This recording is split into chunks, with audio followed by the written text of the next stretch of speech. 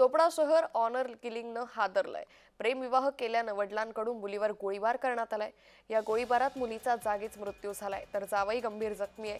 प्रेमविवाह केल्याच्या रागातून चोपडा शहरात ऑनर किलिंगची थरारक घटना घडली आहे। सीआरपीएफ मधील सेवानिवृत्त पीएसआय किरण मांगले यांनी आपल्या मुलीवर लग्नाच्या कार्यक्रमात गोळीबार केला।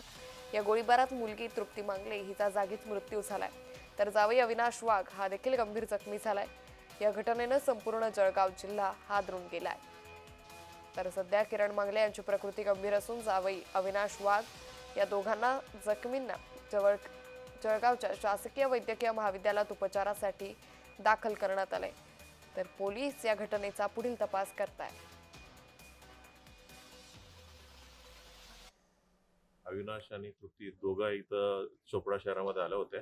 याविषयीचं माहिती या मुलींचं वडील किरण मंगलेला माहिती पडले होते आणि इथं शिरूरला राहणार असल्यामुळे शिरूरचा आणि चोपडाचा साधारणपणे अर्धा पाऊण तासाचा रस्ता आहे, तो इथं आले आणि डायरेक्टली त्या मुलांवरती आणि मुलींवरती फायर केलेले होते आणि फायर केले की ते मुली स्पॉटवरच डेथ झालं, मुलांना जखमी झालेला आहे आणि जे आरोपी आहे किरण मंगले त्यालाही देखील म्हणजे ते पब्लिकने पकडून मारहाण केले होते आणि किरण मंगले हा रिटायर्ड पीएसआय म्हणून माहिती पडत आहेत।